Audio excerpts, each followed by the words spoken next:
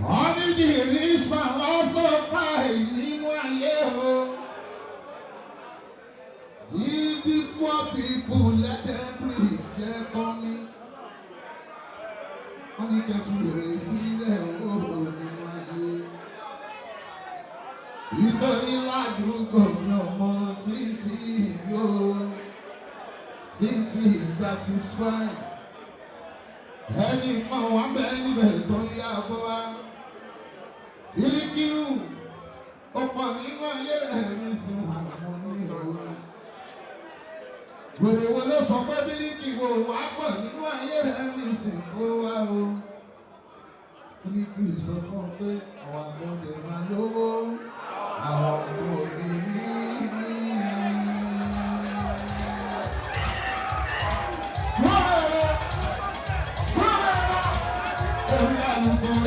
so abọ́lá tó ń dára àgbẹ̀rẹ̀ akọ. Nígbà sátidé ọ̀sán lọ́wọ́ àbálẹ̀ o, bẹ́ẹ̀ni tí o ní o. Ọ̀rọ̀ lọ́lọ́ mi sọ fún wa wípé sọ pé sọ́ọ̀tì ìjẹ̀bà lórí. Àbọ̀ tí mo pàrọ̀ àkàyò. Oyè ọmọ lọ́lọ́ mi, ayọ́kàgùtì, àkìlímọ̀ mọ̀rí tí. Èmi náà lórí ìhò bàbá àràbá ló ń kóyò. Máa gbọ́ ọmọ Bílíkì ìwọ̀n bẹ́ẹ̀ bí ilé ìlàyé lálẹ́ ni ó. Máa gbọ́ parí sáì, ìyẹn níyàgbé àbẹ̀ ní ìṣòro. Oyè ọmọ mi parí sáì máa gbọ́. Ìlú yọ̀ọ̀ nílẹ̀ yóò àwọn ìyẹ̀rẹ̀ ní àdúgbò rẹ̀. Máa gbọ́ parí sáì, ọmọ mi àwọn oníṣọ́ọ̀kúsọ, ẹnu wọn tẹ̀lé bá, ẹnu wọn tẹ̀lé dé. Ẹ̀ṣọ́ ga yín bọ́lá náà ti yẹ kálẹ̀ nínú ọ̀rọ̀. Ẹlẹ́sìn sọ fún mi pé mo kọ ìgbé ẹ̀yà wà o, ẹ̀yà wà o, àwòtá o, wọ́n ti mọ̀ wá o. Ilé ìlú yàbàbà wá sí òbí láti àgbẹ̀yìn ọ̀pọ̀ ọ̀sẹ̀ lẹ́yìn.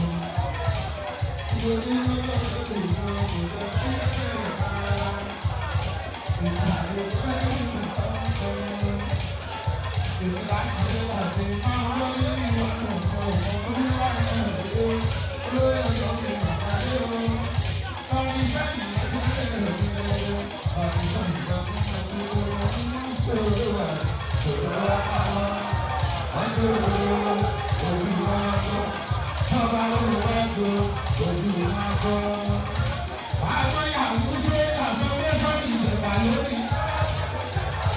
Àpótí mu bàrà àkàyọ̀ rẹ̀. Ilé ìsọdá sọ̀rọ̀ ọ̀bọ̀ bẹ́ẹ̀ sí ilé.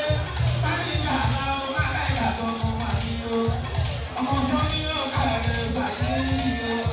Bẹ́ẹ̀ sẹ́yìn mú kí á ní ìrẹ̀lẹ̀ àwọn èèyàn. Máa gbọ́ ilé ìlú ọ̀ṣọ́ ọ̀sá àwọn ìrẹsì o. Rẹ́sẹ̀tì. Ẹgbẹ́ bá ká lọ́dọ̀ ẹ̀rọ ẹ̀mí àlùkò ẹ̀mẹ́sọ àbára àmìlá àbẹ̀lẹ̀. Bílíkì ìlú sátidé aṣọ lọ́la ẹ̀rọ bẹ́ẹ̀ni tí ò ní o. Èrò ní kẹ́kọ̀ọ́ kì í lọ́mọ gbogbo. Kẹ́kọ̀ọ́ kì í sàrù rárá. Ìlú ní bàbá láti lò orí ìlú lọ. Ọlọ́kì sápà ní ẹjọ́ ti gbé ẹ̀wọ̀n ìjọ. Ó yẹ kó ní ilé lẹ́nu mọ́ kí ìlú mọ́. Lẹ́nu mọ́ kí ìlú mọ́. Báyọ̀ kúrò ní èdè. Ọmọdé yìí mọ̀ kí ẹ̀rọ ní ìlú. Àwọn alẹ́ ìbá máa ń bọ̀ ní báyọ̀ kú. Àwọn kú bí èèyàn. Ìyọ́ ní ẹbí ìsìn àwọn pàṣọ. Múlí òye ní ẹ̀sùn àmì ìdílé. Àbọ̀ tí ẹ ṣẹ́kù fún ọmọ tí ó yọ sí wọn. Ìjọ yọ sí ni ó. Àwọn ìdílé yọ sí. Òye ìdílé wáyé. Ẹsẹ̀ títí o. Ìyọ́ ní ẹbí ìlànà ìdílé sí wọn. Ọlọ́bí ẹ̀rọ ló ṣe bàbá rẹ̀. Ọlọ́kùnrin sábà ni ó. Ẹsẹ̀ títí.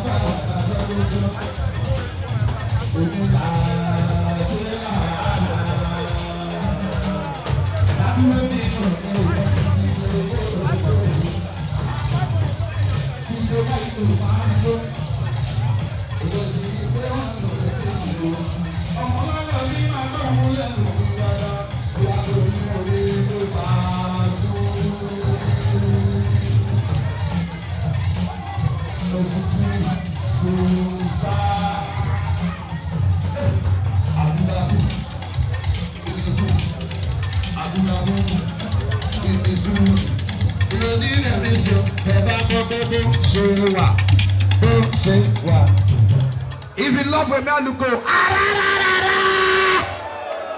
you already know, ladies and gentlemen, we're not going to wear here tonight. I know Sana DJ Azab alongside with Kentucky is going to do one pull up tonight. But before you start doing the hype, let me hack down my boss. The only Bondu.